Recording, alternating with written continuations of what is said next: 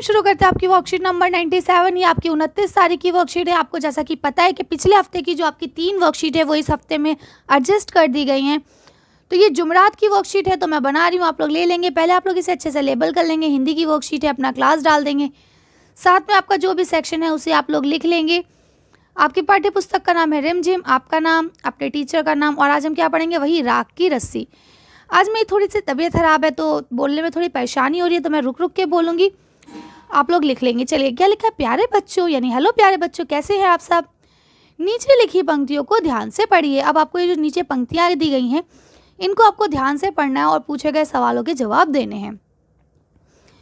Peter और रीटा दोनों 5वीं कक्षा में पढ़ते हैं, यानी अब 2 बच्चे हैं, एक का नाम है पीटर और एक का नाम है रीटा।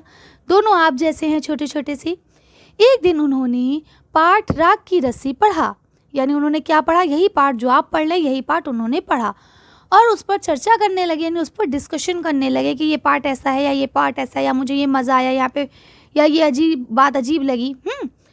उन्हें ये पाठ पढ़कर बहुत मज़ा आया, यानी उन्हें ये पाठ पढ़कर क्या हुआ, बहुत मज़ा आया। उन्हें लगा, अरे वाह कितना अच्छा पाठ है।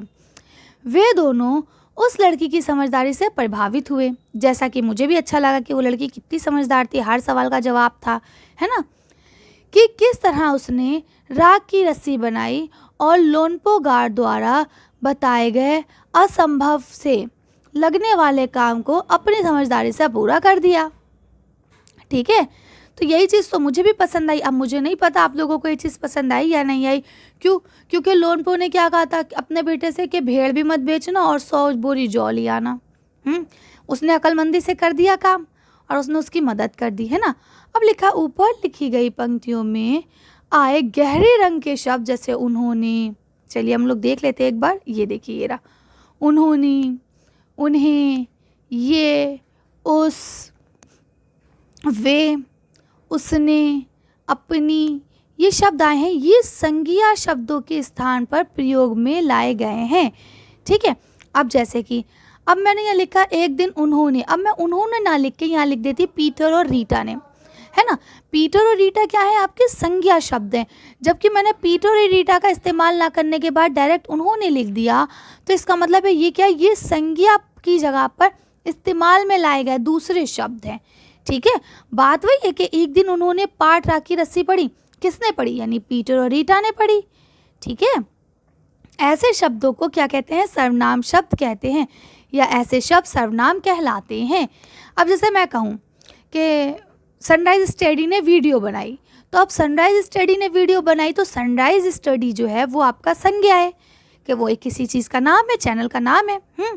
लेकिन अगर मैं कहूँ हमने वीडियो बनाई और आपने देखी, तो अब क्या है, हमने ये सर्वनाम हो गया और आपने ये भी सर्वनाम हो गया। लेकिन मैं अगर ये कहूँगी सनराइज स्टडी ने वीडियो बनाई और लक्ष्मी ने या 5th क्लास के सारे बच्चों ने मेरी वीडियो देखी, तो ये सारे क्या हो जाएगा आपका, ये हो जाएगा संज्ञा। 5th क्लास, क्योंकि 5th क्लास है, ये एक क्लास का नाम है, इसलिए क्या हो जाएगा, संज्ञा। लेकिन अब मैं कहूँगी कि मैंने वीडियो बनाई और बच्चों ने वीडियो देखी, तो ये क्या हो जाएगा, ये सर्वनाम हो जाएंगे। आ रही समझ में बात। अब देखिए, यहाँ सर्वनाम की परिभाषा दी गई है। नाम वाले शब्द जो होते हैं उन्हें संज्ञा कहते हैं और उनके स्थान पर प्रयोग किए जाने वाले शब्द जो हैं वो सर्वनाम कहलाते हैं। ठीक, चलिए आगे पढ़ते हैं। यहाँ क्या लिखा है। प्रश्न नंबर 1, पाठ राख की रस्सी में दी गई इन पंक्तियों को ध्यान से पढ़िए और नीचे लिखे प्रश्नों के उत्तर अपनी कॉपी पे लिखिए। अब देखिए, आपको ये वाला पैराग्राफ ध्यान से पढ़ना है यहाँ से यहाँ तक, और इससे यहाँ पूछेगा प्रश्नों के उत्तर देने हैं आपको। चलिए, तो हम पहले पैराग्राफ पढ़ते हैं, फिर आंसर्स को देखेंगे। एक दिन लोनपोगार ने अपने बेटे को 100 भेड़ें देते हुए कहा, तुम इन्हें लेकर शहर जाओ, मगर इन्हें मारना या बेचना नहीं, इन्हें वापस लाना, 100 जौ के बोरे साथ लाना। जैसा कि अभी मैंने आपको बताया कि उन्होंने क्या कहा, इन्हें ना तो मारना और ना ही इन्हें बेचना, और इसके अलावा 100 जौ के बोरे भी अपने साथ लेके आना। ठीक है, वरना मैं तुम्हें घर में घुसने नहीं दूंगा, यानी अगर तुम बिना उसके आए तो मैं तुम्हें घर में घुसने नहीं दूंगा। इसके बाद उन्होंने बेटे को शहर की तरफ रवाना कर दिया, शहर की तरफ रवाना कर दिया यानी शहर की ओर भेज दिया। लोनपोगार का बेटा शहर पहुंच गया, मगर इतने बोरे जौ खरीदने के लिए उसके पास रुपए ही कहाँ थे। यानी अब जब वो शहर तो पहुंच गया, लेकिन उसके पास तो पैसे थे ही नहीं कि वो इतने 100 बोरे जौ के कहाँ से खरीदता। और पापा ने उसके मना कर दिया था कि भाई अगर वो भेड़ बेच देता या इस तरह से कुछ करता तो उसे पैसे मिल जाते, लेकिन उनके पापा ने मना कर दिया था कि आप भेड़ तो बेच ही नहीं सकते हैं। वह इस समस्या पर सोच विचार करने के लिए सड़क किनारे बैठ गया। यानी अब वो क्या करने लगा, इसी टेंशन में, इसी कंफ्यूजन में कि क्या करूं क्या ना करूं, बैठ गया कहाँ, सड़क के किनारे। मगर कोई हल उसकी समझ में नहीं आ रहा था। यानी अब उसकी समझ में कुछ भी नहीं आ रहा था कि वो बेचारा क्या करे। हल माने सॉल्यूशन, कोई भी उसे आंसर नहीं मिल रहा था। वह बहुत दुखी था, यानी वो बहुत नर्वस था कि मतलब बताओ, पापा ने मुझे काहे घर में नहीं घुसने देंगे और पापा के बिना मैं कहाँ रहूँगा, और ये काम तो मैं कर ही नहीं पा रहा हूँ। तभी एक लड़की उसके सामने आ खड़ी हुई और बोली, क्या बात है, तुम इतने दुखी क्यों हो। यानी उसके बराबर में एक लड़की आके खड़ी हुई और उसने बोला, क्या बात है, तुम इतने दुखी क्यों हो, क्या परेशानी हो गई तुम्हें। ठीक है, तो अब देखिए हमने पैराग्राफ को तो पढ़ लिया, अब हम क्वेश्चंस को पढ़ते हैं और आंसर लिखने की कोशिश करते हैं। तो पहला क्वेश्चन क्या है आपका, लोनपोगार का बेटा क्या खरीदने के लिए शहर गया था। यानी उनके पापा ने उसे क्या खरीदने के लिए शहर भेजा था। तो चलिए इसका आंसर देखते हैं हम लोग। इसका आंसर यहाँ से लिख लेंगे कि लोनपोगार का बेटा 100 जौ के बोरे खरीदने के लिए शहर गया था। ठीक है, चलिए अगला क्वेश्चन पढ़ते हैं।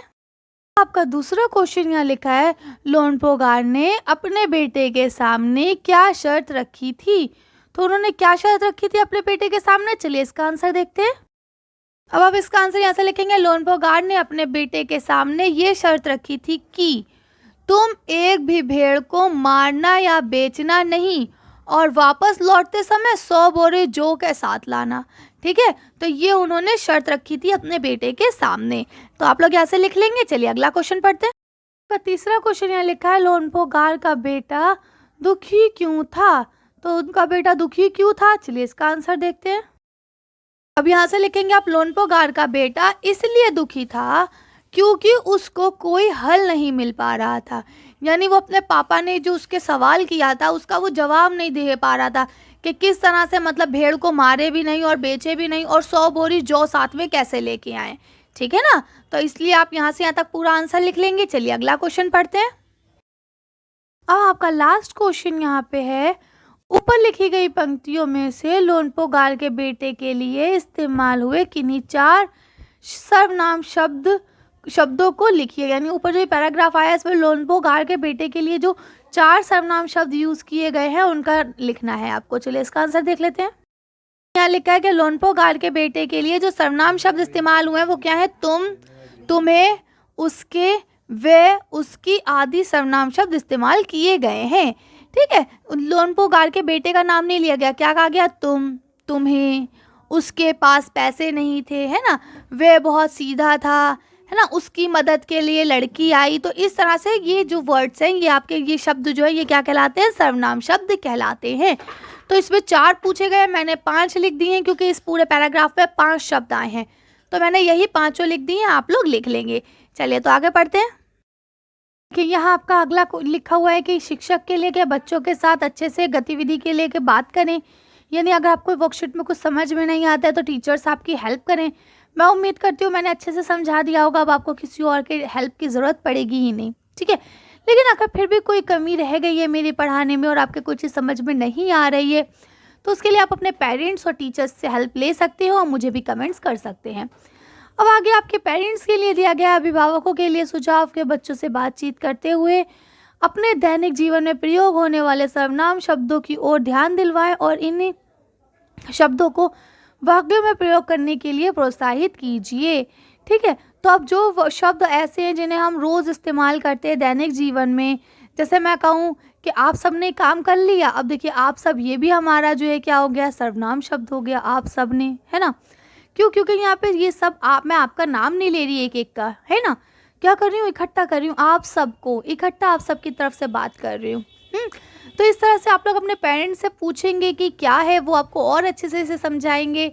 बाकी सर्वनाम, संज्ञा, विशेषण, क्रिया, इनके ऊपर मैं अलग से वीडियो डाल दूंगी, आप लोग देखेंगे तो आपको और अच्छे से समझ में आ जाएगा कि इनके कितने भेद होते हैं या इनका इस्तेमाल कैसे किया जाता है।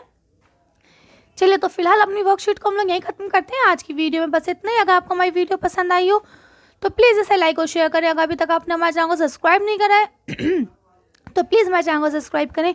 Thank you for watching.